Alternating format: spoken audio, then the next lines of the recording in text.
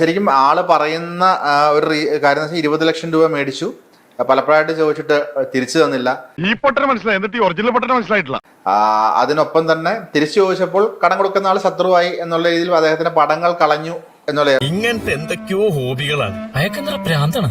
അയ്യോ പൊന്നു മോനെ, പ്രാന്ത് എന്ന് പറഞ്ഞ ഈ സൂക്കറിനെ കുറച്ച് കാണരുത്. ഇത് അതുക്കും മേലെ ഒരു വളരെ നെഗറ്റീവ് ഒരു ഇമ്പാക്റ്റ് ആണ് ഉണ്ടാക്കി തന്നിരിക്കുന്നത്. ശരിക്കും ഇതിലൊക്കെ എത്രത്തോളം സത്യമുണ്ട്? അല്ലാതെ ശരിയാണോ തെറ്റാണോ? തെറ്റാണ്. തെറ്റാണോ? Thank you. സത്യസന്ധനായ ഉദ്യോഗസ്ഥന് സത്യം നിഷേധിക്കാനാവില്ല യുവർ ഓണർ. അല്ല, ശരിയാണ്. ശരിയാണ് സാർ, അദ്ദേഹത്തിന് അത് നിഷേധിക്കാനാവില്ല. ക്യാഷ് മേടിച്ചു, 20 ലക്ഷം മേടിച്ചിട്ട് അദ്ദേഹത്തിന്റെ ഇതിൽ തിരിച്ചു തന്നിട്ടില്ലെന്നാണ്. ഞാൻ 20 ലക്ഷം അദ്ദേഹത്തോട് ചോദിച്ചത് സത്യമാണ്. ഒടുവിൽ കുറ്റസമ്മതം നടത്തി അല്ലേ?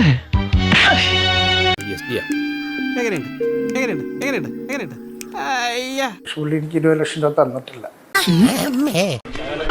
മോനെ കായും കടുമടിച്ച് വീട് കാലിയാക്കി മുങ്ങാന്ന് വിചാരിച്ചു. ഏത് കാശ്? ഏത് കാശോ?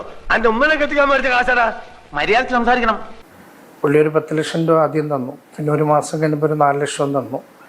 രണ്ടാമത്തെ ദിവസം 4 ലക്ഷം രൂപ പുള്ളിക്ക് തിരിച്ചു കൊടുത്തു. എന്നാ ചേട്ടൻ കൂട്ടി പറ, എത്രയായി? ചേട്ടൻ പറഞ്ഞോന്നേ, എത്രയായി പറഞ്ഞോ ഞങ്ങൾ തരാം. കണക്കൂട്ടി പറ, എന്നോടൊക്കെ ദൈവം ചോദിക്കടോ. അത് കഴിഞ്ഞ് പല പ്രാവശ്യമായിട്ട് ഒരു 3 ലക്ഷം ഞാൻ പുള്ളിക്ക് തിരിച്ചു കൊടുത്തു. നീ 7 ലക്ഷം കൊടുക്കാനുള്ളൂ.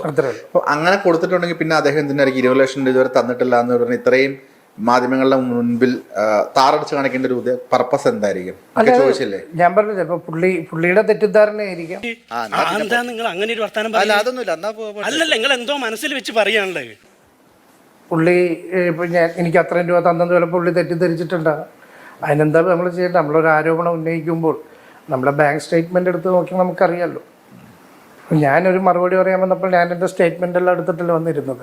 പഠിച്ച കള്ളനാ ചക്കൻ. പുള്ളി അങ്ങനെ ഒരു ആരോപണം ഉന്നയിക്കുമ്പോൾ പുള്ളിക്കത് ആദ്യം പുള്ളിക്ക് ചെക്ക് ചെയ്യാമല്ലോ. ബാങ്ക് വഴിയല്ല പുള്ളി പൈസ തന്നേക്കുന്നത്. തെറ്റിദ്ധാരണ പറ്റിയതാണ് ആയിരിക്കാം. ആളിനെ നമുക്ക് മനസ്സിലായി. ഒന്നും വന്നിട്ടില്ല. പക്ഷെ ഞാൻ വിളിച്ചിരുന്നു. ഞാൻ പ്രസ് മീറ്റ് കഴിഞ്ഞ് ഞാൻ രാത്രി അനീഷിനെയും വൈഫിനെയൊക്കെ വിളിച്ചു. ഒരു പക്ഷേ രണ്ടുപേരും ഫോൺ എടുത്തില്ല. ഞാൻ വിശ്വസിച്ചു. ഞാൻ വരട്ടെ. എങ്ങോട്ട്? അല്ല, ഞാൻ പോട്ടെ. സബ്സ്ക്രൈബ് ചെയ്തിട്ടുണ്ട് പൊന്നു മോനെ.